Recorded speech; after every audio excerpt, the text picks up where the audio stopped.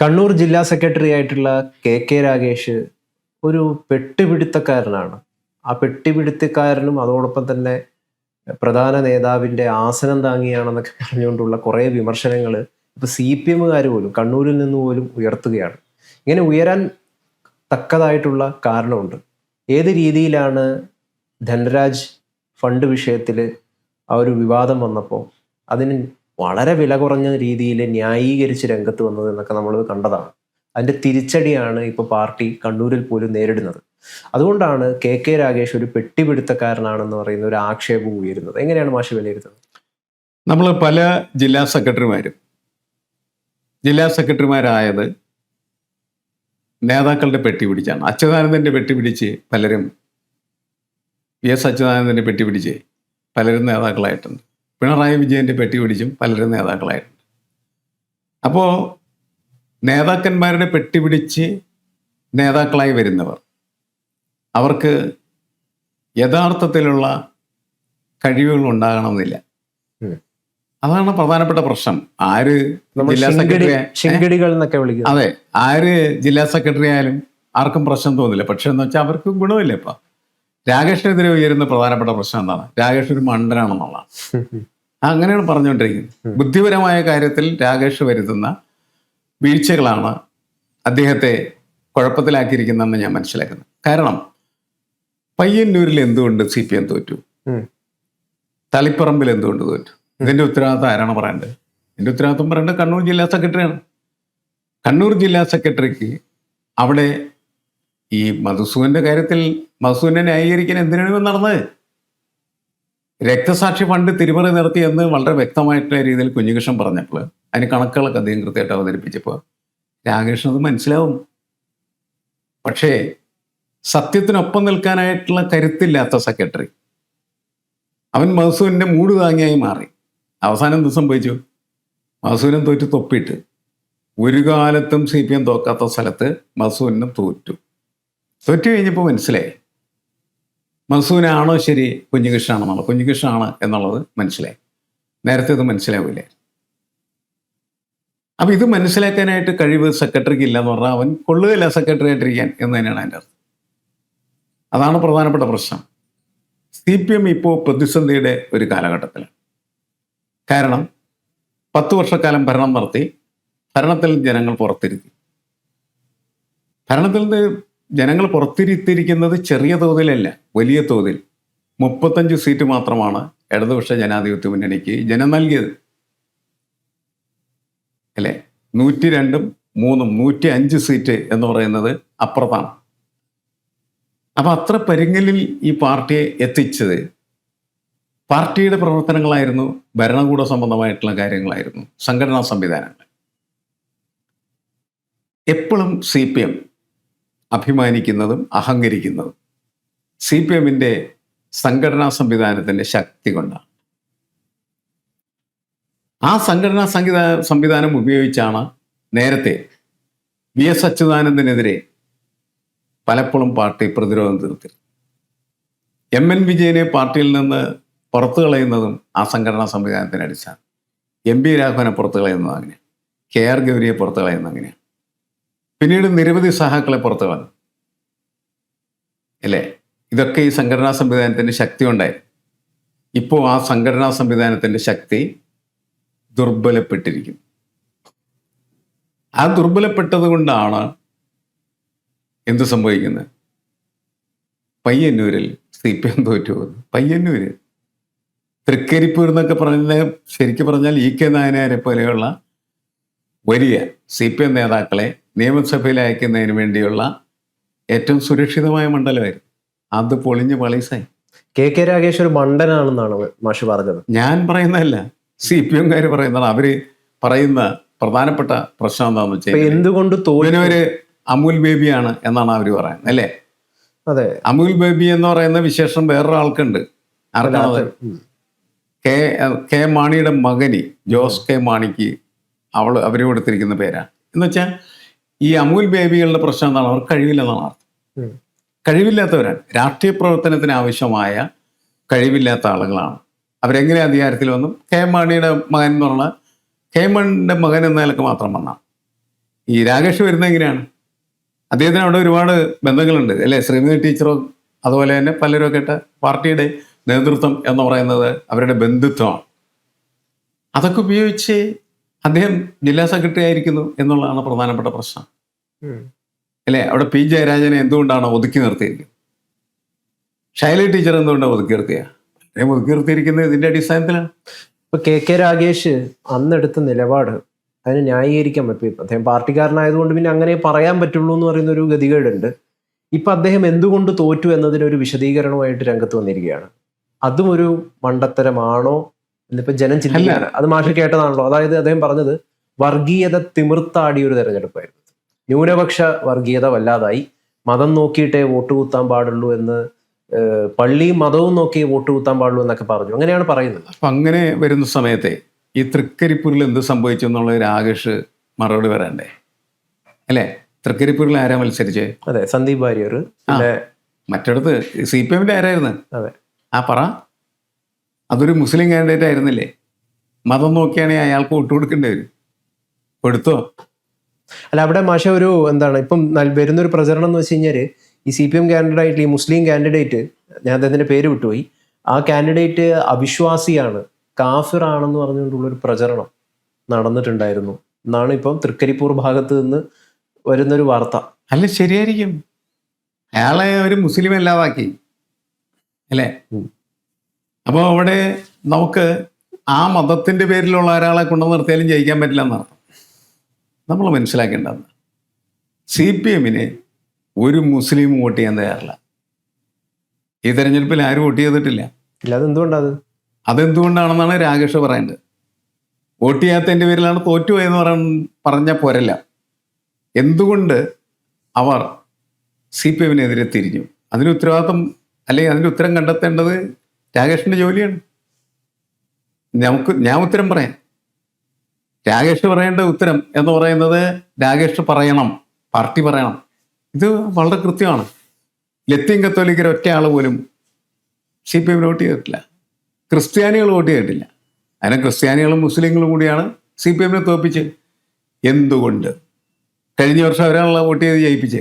അങ്ങനെയുള്ള പ്രശ്നമുണ്ടല്ലോ, അവർ വോട്ട് ചെയ്യാലും ജയിക്കുള്ളൂ. അപ്പം അവരെന്തുകൊണ്ട് കഴിഞ്ഞ തവണ വോട്ട് ചെയ്തു, എന്തുകൊണ്ട് ഇത്തവണ വോട്ട് ചെയ്തില്ല? അതിന് ഉള്ള ഉത്തരം എന്ന് പറയുന്നത് CPMന്റെ രാഷ്ട്രീയം കൈയൊഴിഞ്ഞു എന്നുള്ളതാണ്. അതാണ് എൻ്റെ ഉത്തരം. CPM കൃത്യമായിട്ടുള്ളൊരു സെക്കുലാർ ഫേബ്രിക്കുള്ള പൊളിറ്റിക്സ് ഉണ്ട്, മതേതര രാഷ്ട്രീയം എന്ന് പറയും. ആ മതേതര രാഷ്ട്രീയം ഉപേക്ഷിച്ച് മുസ്ലിങ്ങളെ പ്രീണിപ്പിക്കുന്ന രാഷ്ട്രീയം ഒരിടക്കെടുത്തു. പിന്നെ ഹിന്ദുക്കളെ പ്രീണിപ്പിക്കുന്ന രാഷ്ട്രീയത്തിലേക്ക് കടന്നു. യഥാർത്ഥ മതേതരത്തിലേക്ക് പോയില്ല. യഥാർത്ഥ മതേതരത്വം എപ്പോഴോ നഷ്ടപ്പെട്ടു പോയി. ഇവരെന്തിനാണ് ആഗോള അയ്യപ്പ സംഗമം നടത്തിയത്? ഹിന്ദുക്കളെ പ്രീണിപ്പിക്കാൻ വേണ്ടിയിട്ട്. ഇവരുടെ ജോലിയാണത്. അങ്ങനെയുള്ള ഒരുപാട് വിഷയങ്ങളിൽ, അതുപോലെ വെള്ളാപ്പള്ളി നടേശൻ CPM യഥാർത്ഥത്തിൽ പണി കൊടുക്കുകയാണ് ചെയ്തത്. CPM പണിതത് വെള്ളാപ്പള്ളി നടേശൻ. അവർക്ക് തിരിച്ചറിയാൻ പറ്റിയില്ല. അപ്പോൾ സെക്യുലർ പൊളിറ്റിക്സിന്റെ പൊസിഷൻ ഇടതുപക്ഷം നഷ്ടപ്പെടുത്തിയാൽ ഇടതുപക്ഷത്തെ ജനങ്ങൾ ഉപേക്ഷിക്കും. അതാണ് രാകേഷ് മനസ്സിലാക്കുന്നത്. അതല്ലാതെ ഈ മുസ്ലിങ്ങളുടെ കുഴപ്പമല്ല, അത് ക്രിസ്ത്യാനികളുടെയും കുഴപ്പമല്ല, പൊതുജനങ്ങളുടെ കുഴപ്പമല്ല. കുഴപ്പം നിൻ്റെതാണ് എന്ന് രാകേഷിനോട് നമ്മൾ പറയുന്നത്. അത് അവൻ തിരിച്ചറിയേണ്ട ആവശ്യമാണ്. മധുസൂദനം മത്സരിച്ചില്ലായിരുന്നെങ്കിൽ അവനെ മാറ്റി നിർത്താമായിരുന്നല്ലോ രാകേഷ്. അവിടെ തോക്കില്ല, CPM ജയിക്കും. ശ്യാമളെ മത്സരിപ്പിച്ചില്ലായിരുന്നെങ്കിൽ അവിടെയും തോക്കില്ല, CPM ജയിക്കും. അപ്പൊ എന്തിനാണ് വാശി പിടിച്ച് ഈ രണ്ട് സ്ഥാനാർത്ഥികളെ നിർത്തിയത്? ആരാണ് CPM തോൽപ്പിച്ചത്? മുസ്ലിങ്ങളും ക്രിസ്ത്യാനികളുമാണ്, വർഗീയതയാണോ? അല്ല, രാകേഷും ഗോവിന്ദ മാസ്റ്ററും കൂടിയാണ് തോൽപ്പിച്ചത്. എന്താ അവരെ സമ്മതിക്കാത്ത? വളരെ കൃത്യമായ കാര്യമല്ലേ? അപ്പൊ എന്തുകൊണ്ട് തോറ്റു എന്നതിനുള്ള ഉത്തരം കണ്ടെത്തി രാകേഷിനെ കൊണ്ട് ഇമ്പോസിഷൻ എഴുതിക്കണമെന്ന് ഞാൻ പറഞ്ഞു. 10 പ്രാവശ്യം 25 പ്രാവശ്യം ഒക്കെ എഴുതിക്കണം. അതാണ് ചെയ്യേണ്ടത്. അത് ചെയ്താൽ അവനെ അതൊക്കെ മനസ്സിലാവും. അല്ല, ഇന്നലെ പെട്ടുപിടുത്തക്കാരനായിട്ട് റെയിൽവേ സ്റ്റേഷനില് മുഖ്യമന്ത്രി അതിന്റെ സൈഡിൽ രാകേഷ് ഉണ്ടായിരുന്നു. ആരോരും ഇല്ലാതെ ഇങ്ങനെ മറ്റെല്ലാ പരിചാരങ്ങളും ഒക്കെ ഉണ്ടായിരുന്നല്ലോ. അതൊക്കെ നഷ്ടപ്പെട്ട ഒരാളെ പോലെ കണ്ണൂർ റെയിൽവേ സ്റ്റേഷനിൽ ഇങ്ങനെ ഇരിക്കുന്നുണ്ടായിരുന്നു മുഖ്യമന്ത്രി. ഞാൻ പറയുന്നത് പിണറായി വിജയൻ അങ്ങനെ ഇരിക്കുന്നതിൽ കുഴപ്പമുണ്ടെന്ന് ഞാൻ കണക്കാക്കുന്നില്ല. പിണറായി വിജയൻ ഇപ്പോഴൊരു അധികാരിയാണ്, അദ്ദേഹം പ്രതിപക്ഷ നേതാവാണ്. ഇപ്പോഴും ആരെങ്കിലുമൊക്കെ അവിടെ നിൽക്കാനായിട്ട് അയാൾ ആവശ്യപ്പെട്ട് നിൽക്കും. അയാൾ പക്ഷേ മാറാൻ തീരുമാനിച്ചിരിക്കുന്നു എന്നാണ് ഞാൻ മനസ്സിലായത്. പിണറായി പ്രതിപക്ഷ നേതാവാൻ തീരുമാനിച്ചു. ആ തീരുമാനിച്ചതിൻ്റെ ഫലമായിട്ടാണ് ആ സ്റ്റീൽ ബെഞ്ചിൽ പോയി പുള്ളി ഒറ്റയ്ക്കിരുന്നത്. ഇങ്ങനെയും ഒരു പിണറായി ഉണ്ട് എന്ന് പിണറായി കേരളത്തെ പഠിപ്പിക്കാനായിട്ട് പോവുകയാണ് ചെയ്യുന്നത്. അങ്ങനെ പഠിപ്പിക്കാനായിട്ടാണ് അദ്ദേഹം ഇറങ്ങിത്തിരിക്കുന്നതെങ്കിൽ തീർച്ചയായിട്ടും അത് വലിയ മാറ്റങ്ങളുണ്ട്. ഇപ്പം പറഞ്ഞത് എനിക്ക് പൈലറ്റും വേണ്ട എസ്കോട്ടും വേണ്ട, അതും പറ്റുകയാണെങ്കിൽ ഒഴിവാക്കണം എന്നാ പറഞ്ഞത്. അതെ, പൈലറ്റും എസ്കോട്ടൊന്നും വേണ്ട. എൻ്റെയൊക്കെ അഭിപ്രായം അതാണ്. പിണറായി ഒറ്റയ്ക്ക് നടക്കട്ടെ, എന്ത് സംഭവിക്കും? ഒന്നും സംഭവിക്കാൻ പോകുന്നില്ല. പിണറായിക്ക് ഉണ്ടായിരുന്ന സെക്യൂരിറ്റി മാനിയ എന്ന് പറയുന്നത് അദ്ദേഹം ഉപേക്ഷിച്ച് അപ്പൊ തന്നെ അദ്ദേഹം ജനകീയനായി. തീർച്ചയായിട്ടും പിണറായി വിജയൻ ഇനിയിപ്പം ചെയ്യാൻ പോകുന്നത് നഷ്ടപ്പെട്ട ഇമേജ് വീണ്ടെടുക്കുക എന്ന് പറയുന്ന ഒരു റീബ്രാൻഡിങ് ആയിരിക്കും നടത്താൻ പോകുന്നത്. അതിൽ പ്രതിപക്ഷ നേതാവായിരിക്കുന്ന സമയത്ത് വളരെ സാധ്യതയാണുള്ളത്. കാരണം ഭരണപക്ഷത്തിൻ്റെ എല്ലാ വീഴ്ചകളും ചൂണ്ടിക്കാണിക്കുകയും അതിനെ നഖശികാന്തം എതിർക്കുകയും ജനങ്ങളുടെ കൂട്ടായ്മകൾ നിർമ്മിക്കാനും ജനങ്ങളെ അതിനൊപ്പം നിർത്താനും ഒക്കെ കഴിഞ്ഞാൽ പുതിയൊരു പ്രതിപക്ഷ നേതാവ് എന്ന് പറയുന്നത് ഉയർന്നവരാണ്. അദ്ദേഹം പ്രതിപക്ഷ നേതാവിനെ എതിർക്കുന്നൊന്നുമില്ല. ഞാൻ എതിർക്കുന്നത് അദ്ദേഹത്തിൻ്റെ സ്വഭാവത്തെയാണ്. ആളുകളോട് സംസാരിക്കാത്ത ഒരാൾ എങ്ങനെയാണ് രാഷ്ട്രീയ നേതാവാകും? രാഷ്ട്രീയ നേതാവണമെങ്കിൽ എന്ത് വേണം? പക്ഷേ പറയട്ടെ, രാഷ്ട്രീയ നേതാവണമെങ്കിൽ എന്ത് വേണം? ആളുകളായിട്ട് കമ്മ്യൂണിക്കേറ്റ് ചെയ്യണ്ടേ? അല്ല, അത് തന്നെയാണ്. പക്ഷേ പിണറായി വിജയൻ യഥാർത്ഥത്തിൽ പ്രതിപക്ഷ നേതാവായിരിക്കാൻ യോഗ്യനാണോ? കാരണം പ്രതിപക്ഷ നേതാവ് എന്ന് പറയുമ്പോൾ കുറച്ചും കൂടി ആളുകൾക്കിടയിൽ ഇറങ്ങി അങ്ങനെ ഒരു ബോഡി ലാംഗ്വേജ് ഒക്കെ ആ ബോഡി ലാംഗ്വേജിലേക്ക് വരണേനെന്താ കുഴപ്പം? പിണറായി എങ്ങനെയാണ് മുഖ്യമന്ത്രിയായത്? പിണറായി എങ്ങനെയാണ് കേരളത്തിലെ പാർട്ടി സെക്രട്ടറിയായത്? വെറുതെ ആകാശത്ത് കെട്ടിയിറക്കിയാണ്. പിണറായിയുടെ ഒരു ബോഡി ലാംഗ്വേജ് ഇപ്പോഴും ഞാനൊരു രാജാവാണ് എന്നുള്ളത് തന്നെയാണ്. അതൊരു പ്രതിപക്ഷ നേതാവിന് അത് മാറിക്കോളും. അത് മാറേണ്ട അദ്ദേഹത്തിന് അങ്ങനെ ചെയ്യാൻ പറ്റില്ല. ഞാൻ എപ്പോഴും ഈ രാഷ്ട്രീയ പ്രവർത്തനത്തിൻ്റെ കാര്യങ്ങളൊക്കെ പഠിക്കുന്ന സമയത്ത് വളരെ രസകരമായിട്ട് എനിക്ക് തോന്നിയിട്ടുള്ള ഒരു പുസ്തകമുണ്ട്, ഇൻഡൂബിയസ് ബാറ്റിൽ എന്ന് പറയുന്നത്. ഇൻഡൂബിയസ് ബാറ്റിൽ എന്ന് പറയുന്ന പുസ്തകം എഴുതിയിട്ടുള്ളത് നോബൽ സമ്മാനാർഹനായ ജോൺ സ്റ്റീൻബെക്കാണ്. ജോൺ സ്റ്റീൻബെക്കിൻ്റെ ഈ ഇൻഡൂബിയസ് ബാറ്റിൽ എന്ന് പറയുന്ന പുസ്തകം മലയാളത്തിലേക്ക് ട്രാൻസ്ലേറ്റ് സന്നിഗ്ധ സമരത്തിൽ എന്നാണ്. അതിൻ്റെ അകത്ത് എങ്ങനെ ആളുകളില്ലാത്ത സ്ഥലത്ത്, പാർട്ടി പ്രവർത്തകരില്ലാത്ത സ്ഥലത്ത് പാർട്ടി പ്രവർത്തനം നടത്താനായിട്ട് ഒരു നേതാവ് പോവുകയാണ് ചെയ്യുന്നത്. അയാൾ അവരുടെ ഇടയ്ക്ക് ചെല്ലുന്നു, അവരിൽ നിന്ന് ബീഡി വാങ്ങുന്നു, ബീഡി വലിക്കുന്നു, അങ്ങോട്ടും ഇങ്ങോട്ടും. അത് ഒരുപാട് കാര്യങ്ങളുണ്ട് പറയാനായിട്ട്. അത്തരം കാര്യങ്ങളാണ് പഴയ കാലത്ത് കമ്മ്യൂണിസ്റ്റുകൾ ചെയ്തിരുന്നത്. കേരളത്തിലെ കമ്മ്യൂണിസ്റ്റ് ഒന്നും ഉണ്ടായിരുന്നില്ലായിരുന്നു. കമ്മ്യൂണിസ്റ്റുകൾ നിർമ്മിച്ചെടുക്കുകയാണല്ലോ ഇവർ. ആ സമയത്ത് ഇവരിങ്ങനെ പോയിട്ട് ജനങ്ങളുമായിട്ട് സംസാരിച്ച് ജനങ്ങളുടെ ഇടയിൽ പ്രവർത്തിച്ച് അവരിൽ വിശ്വാസമുണ്ടാക്കി അവരുടെ നേതാവായി മാറുകയാണ്. ഇപ്പോൾ ആലുവയിലെ ട്രേഡ് യൂണിയൻ ചരിത്രം എന്നുവെച്ചാൽ തൊഴിലാളി വർഗത്തിൻ്റെ സംഘടനാ ചരിത്രമാണ് ആലുവയിലെ ട്രേഡ് യൂണിയനെ കുറിച്ച് എഴുതപ്പെട്ടിരിക്കുന്ന പുസ്തകം. പയ്യപ്പള്ളി ബാലൻ എഴുതിയ ഒരു പുസ്തകം.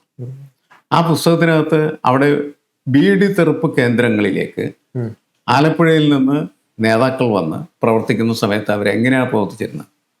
ഈ എല്ലാവരും ബീഡി തെറുത്തുകൊണ്ടിരിക്കുകയാണ്. 10, 20, 30, 40 പേരൊക്കെ ഉണ്ടായി ഇന്നത്തെ മാരത്തെ ഒരു കണ്ടീഷൻ. അപ്പോൾ ഈ സഹാവ് എന്ത് ചെയ്യുന്ന അവിടെ പോയിരുന്ന അവർക്ക് പത്രം വായിച്ചു കൊടുക്കും. ഇയാളുടെ ജോലി പത്രം വായിച്ചുകൊണ്ടിരിക്കുന്ന ഈ നേതാവാണെന്നുള്ളത് ഇല്ല, പുള്ളി ഇവരുടെയൊക്കെ പ്രവർത്തിക്കാൻ വന്നിരിക്കുക. പത്രം വായിച്ചു കൊടുക്കുന്നതിന് പകരമായിട്ട് തൊഴിലാളികളെല്ലാം ചേർന്ന് അയാൾക്ക് ചായ വാങ്ങിച്ചു കൊടുക്കും, ഊണ് വാങ്ങിച്ചു കൊടുക്കും, അയാൾക്ക് കിടക്കാൻ സൗകര്യം ചെയ്തു കൊടുക്കും. പിന്നെ നിരന്തരമായിട്ട് ഇത്തരം ബന്ധം വളർന്ന് അവരിൽ ഒരാളായി ഇയാൾ മാറിത്തീരുകയാണ് ചെയ്യുന്നത്. എന്നിട്ടാണ് പിന്നീട് എന്ത് ചെയ്യുന്നത്, അവരുടെ അവകാശങ്ങളെക്കുറിച്ച് അവരെ ബോധ്യപ്പെടുത്തുകയും അവരെ സംഘടിപ്പിക്കുകയും അങ്ങനെ സംഘടനാ സംവേദനത്തിലേക്ക് വരികയൊക്കെ ചെയ്യുന്നു. ഇത് കമ്മ്യൂണിസ്റ്റ് പാർട്ടിയുടെ ചരിത്രത്തിൽ കിടക്കുന്ന ഇത്തരത്തിലാണ് നേതാക്കൾ പ്രവർത്തിക്കേണ്ടെന്നുള്ള കാര്യം. പിണറായിക്ക് ഇനിയും അത് ആകാം. നിങ്ങൾ പറയുന്ന ആരെ അങ്ങനെ ഇരിക്കണമെന്നില്ല, വ്യത്യസ്തനാകാം. അങ്ങനെ വ്യത്യസ്തനായാൽ നമുക്ക് വ്യത്യസ്തമായിട്ടുള്ള ഒരു പ്രതിപക്ഷ നേതാവിനെ പിണറായിയിൽ കാണാം. അതല്ലാതെ ഈ പഴയ പോലെ ഇങ്ങനെ ബലം പിടിച്ച് ആരോടും സംസാരിക്കാൻ നടക്കുന്ന പ്രതിപക്ഷ നേതാവിന് ഒരു സാധ്യതയുമില്ല. പക്ഷേ അതിൻ്റെ നല്ല സൂചന കഴിഞ്ഞ ദിവസം അദ്ദേഹം നിയമസഭക്കകത്ത് നൽകിയില്ലേ, ജെ സുധാകരൻ്റെ അടുത്ത് ചെന്ന് അദ്ദേഹത്തെ കൈപിടിച്ച് അദ്ദേഹത്തിൻ്റെ പുറത്ത് തട്ടി നല്ല രീതിയിൽ സംഭാഷണം നടത്തി അദ്ദേഹം പോകുന്ന കാഴ്ച നമ്മൾ കണ്ടാണ്. അതിൻ്റെ അർത്ഥം വേണമെങ്കിൽ അങ്ങനെയും ആകാം എന്നാണ്. അപ്പോൾ ഇവിടെ പ്രതിപക്ഷ നേതാവ് എങ്ങനെയാണ് പ്രവർത്തിക്കേണ്ടതെന്നുള്ള ഏറ്റവും നല്ല മാതൃക ആരായിരുന്നു? V S Achuthanandan. V S Achuthanandan എങ്ങനെയാണ് നേരത്തെ പ്രവർത്തിച്ചിരുന്നത്? വളരെ മുരടനായിരുന്നു. ഒരു മനുഷ്യനോട് മര്യാദ സംസാരിക്കാൻ അറിയാൻ പാടില്ലാത്ത ഒരാളായിരുന്നു അദ്ദേഹം. പക്ഷെ പെട്ടെന്ന് മാറുന്ന കാഴ്ച നമ്മൾ കണ്ടത്. മാറി അത്ഭുതകരമായിട്ടുള്ള രീതിയിൽ അദ്ദേഹം പ്രതിപക്ഷ നേതാവായി തീരുകയും ആ പ്രതിപക്ഷ നേതാവിൽ നിന്നാണ് അദ്ദേഹം എന്ത് ചെയ്യുന്നത്? മുഖ്യമന്ത്രി സ്ഥാനത്തേക്ക് വരികയും ചെയ്യും. അപ്പം അതൊരു പ്രശ്നമല്ല. ഇവരുടെ ഒരുപാട് പ്രശ്നങ്ങളുണ്ട് CPM നോക്കൂ. ആ പ്രശ്നങ്ങളിലൊന്ന് ഈ വയസ്സായ ആളുകൾ എന്ത് ചെയ്യണം? പിണറായി എടുത്ത തീരുമാനം തെറ്റായിരുന്നു. അവരെയൊക്കെ പുറത്തിരുത്താൻ പാടില്ലായിരുന്നു. തോമസ് ഐസക്കിനെയും ജി സുധാകരനെയൊക്കെ തന്നെ പുറത്താക്കിയത് തെറ്റായ നടപടികളായിരുന്നു എന്ന് പിണറായി ചിലപ്പോൾ തിരിച്ചറിയും. കാരണം പിണറായിയെ പുറത്താക്കേണ്ട ആണല്ലോ അങ്ങനെയാണ്, അല്ലേ? അതെ അതെ. അപ്പോൾ അങ്ങനെ ഉള്ള തിരിച്ചറിവൊക്കെ അദ്ദേഹത്തിന് ഈ സമയത്ത് ഉണ്ടാവുന്നതാണ്. ഞാൻ പറഞ്ഞു, ഇന്ന് CPM അനുഭവിക്കുന്ന ഒരു വലിയ പ്രതിസന്ധി എന്ന് പറഞ്ഞാൽ എന്താണ്? പാർട്ടിയിലെ പ്രായമായവർ എന്ത് ചെയ്യണമെന്ന് അവർക്കറിയാൻ പാടില്ല. മുമ്പത് ഉണ്ടായിരുന്നില്ല. കാരണം എന്താണ്? 1939 കമ്മ്യൂണിസ്റ്റ് പാർട്ടി പിണറായിയിലെ പാറപ്പുറത്ത് രൂപപ്പെട്ടതിന് ശേഷം വളർന്നു വന്ന സഹാക്കളാണ് ഇതിനകത്തുണ്ടായിരുന്നത്. അവർ പ്രായമായി വിരമിക്കുന്ന സമയത്ത് ഒരവസ്ഥയിൽ ഇപ്പം എത്തിയിട്ടുള്ളൂ. അപ്പോഴാണ് പാർട്ടി ഇവരെന്ത് ചെയ്യണം എന്നാലോചിക്കേണ്ടത്. എൻ്റെ അഭിപ്രായത്തിൽ കേരളത്തിൽ സമാന്തരമായ ലോക്കൽ കമ്മിറ്റികളും ഏരിയ കമ്മിറ്റികളും ജില്ലാ കമ്മിറ്റികളും സംസ്ഥാന കമ്മിറ്റികളും ഉണ്ടാക്കണം. വയസ്സായ ആളുകളുടെ ഒരു കമ്മിറ്റി വേറെ, 35 വയസ്സിൽ താഴെയുള്ള ആളുകളുടെ മറ്റൊരു കമ്മിറ്റി കൂടി ഇവരുണ്ടാക്കണം. എന്നിട്ട് ഈ ട്രാൻസിഷൻ പീരീഡിൽ ഈ പ്രായമായ ആളുകൾ പതുക്കെ കൊഴിഞ്ഞു പോട്ടെ. എന്നിട്ട് അതിൻ്റെ സ്ഥാനത്തേക്ക് ഈ പറഞ്ഞ സ്ഥാനം വളരട്ടെ. പെട്ടിപിടുത്തക്കാരനിൽ നിന്ന് KK രാഗേഷ് ഉയരട്ടെ. ഉയർന്നാൽ മാത്രമാണ് KK രാഗേഷിന് അവിടെ ഇരിക്കാൻ പറ്റുള്ളൂ.